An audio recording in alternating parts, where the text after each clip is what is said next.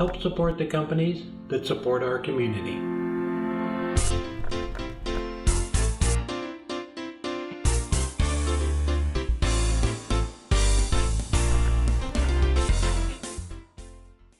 Alright, I've been playing around with the jig for a while, and I wanted to thank everybody for all of the tips on the last video. So I had a bunch of great tips. So what I'm going to do before I put a really big piece on here is I'm going to double up the plywood, and I'm going to put another piece on, and then I'm just going to drill a pattern of holes around it, and that I think will be a lot sturdier. Had another tip of painting the straps red so you could see them when it's spinning, which is another great idea.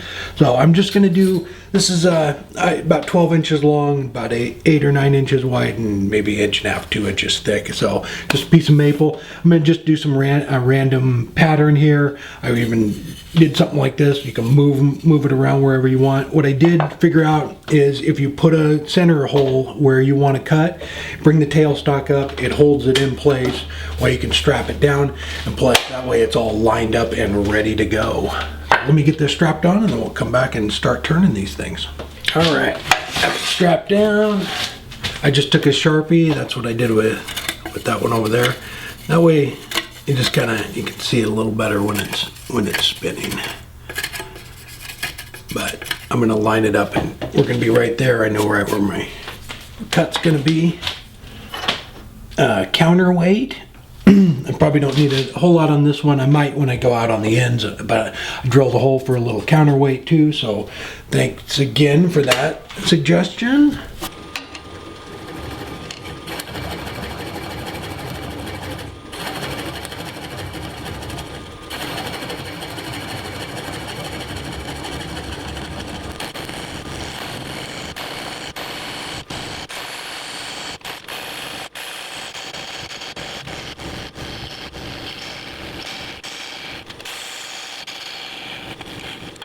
So I'm just going to go in all the way right to the plywood with it so it pops through.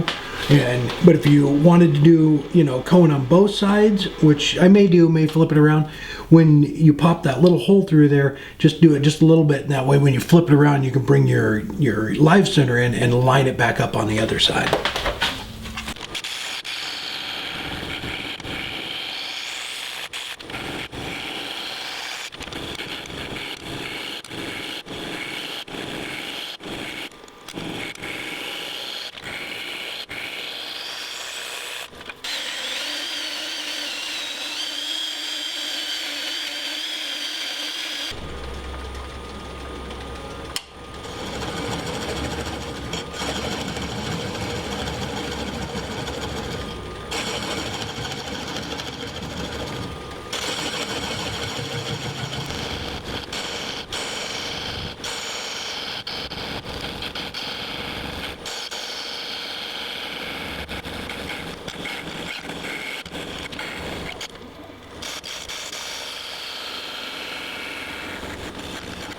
The jig's working out really well, so the only thing that takes a little bit of time is unbolting it and then moving it around, and I just kept doing that, lining the tailstock back up with the holes I had already marked, which worked out really well. As far as doing the 3 end pieces that I turned out, those are a little bit tricky. Don't put too much tool pressure on it because you're turning a lot of air there, and the lathe is going pretty slow. So like doing a natural edge bolt or something, you can turn the lathe speed up a little bit and makes it a little bit easier. But on this, I can't get the lathe speed up that high. I'm going to play around with the counterweights on it too, so I can try and get it a little more balanced and speed it up once I get another piece of plywood on there, and then I'll try and dial in the jig a little bit more. But it's working out great. I started with 80 grit on the lathe on the sanding pad, just kind of shaped it, and I cut it before I did that. Sorry I didn't film it, but I cut it out on the bandsaw. I just kind of cut a nice curve on it and then started sanding it with the Howard's beeswax and orange oil. I sanded through all the grits. I'm finishing up with 600 here.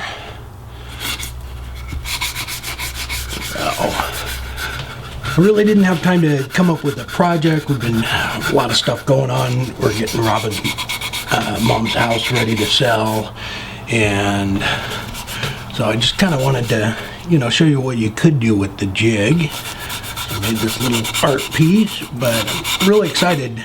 A couple people already said they were going to make it and try it out. Excited to see what you guys come up with. And if you have any more suggestions on how to make the jig better, please leave them below in the comments.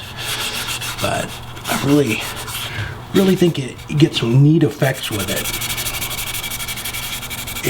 The thing that took the most time was unstrapping it and moving it around and strapping it again.